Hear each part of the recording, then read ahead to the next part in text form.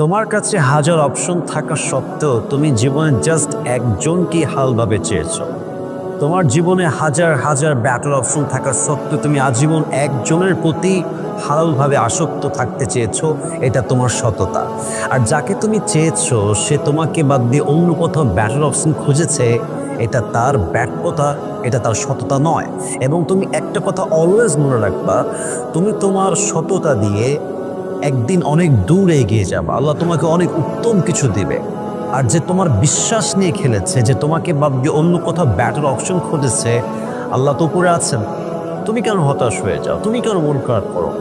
অচিরেই ওয়ালাসাউফা ইউতিকা রাব্বুকা ফাতারদা। Put your trust on your Lord and believe that indeed and verily your Lord will give you something that will definitely make yourself happy. ভরসা রাখো আল্লাহর উপরে। আল্লাহ এমন কিছু তোমাকে দিবে, এত উত্তম কিছু দিবে, তুমি কখনো কল্পনাই করতে পারবে না ইনশাআল্লাহ তাআলা। So move on.